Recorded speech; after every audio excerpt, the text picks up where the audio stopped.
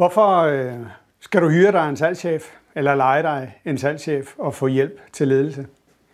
Det skal du eksempelvis, fordi du er ny i gamet, du er ejerleder, du har drevet din virksomhed i rigtig mange år.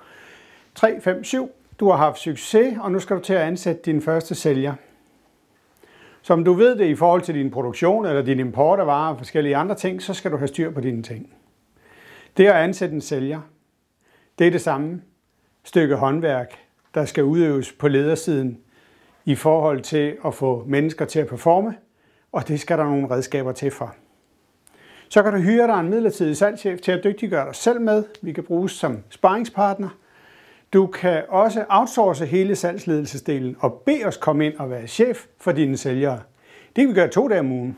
Vi kan også gøre det 5 dage om ugen. Det vil nok ikke være formålstjenligt.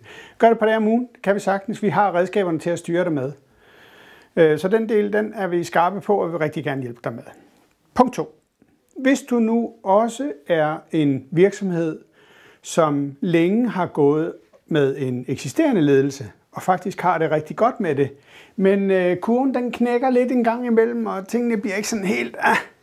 Der er gået lidt for meget venskab i forholdet mellem chef og sælgere, så kan man hive sådan nogen som os ind og begynde at syreteste lidt på, hvad fanden er det, vi går og arbejder med.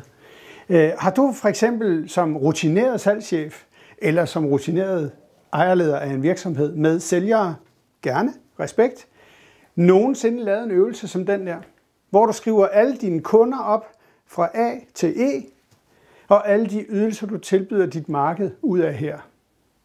Og har du så bagefter sat nogle krydser i skemaet for, hvad fanden er det for nogle varer, de kunder køber hos mig? Og har du så fundet ud af, at du for eksempel tilbyder, siger oliering af trægulve, og der er ikke en kæft af dine kunder, der har købt det? Hvad gør vi ved det?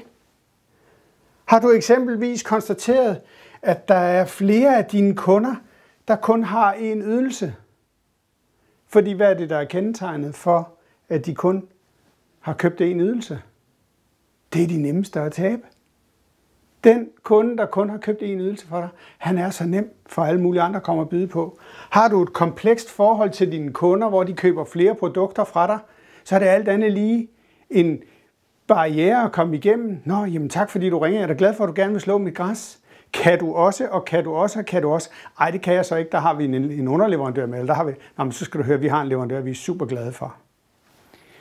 Se, salgsledelse, det har noget at gøre med at håndtere de medarbejdere, man gør. Fordi nu vil jeg jo være i stand til her på de eksisterende kunder, bare som et eksempel på en af de ydelser, vi kan lege med som eksterne, og sætte nogle krydser af til mine sælgere og sige, gider du godt næste gang, du skal derud og sælge den ydelse der?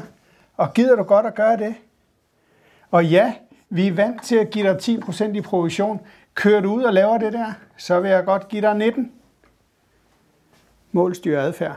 Det kan vi hjælpe dig med. Lej en salgschef.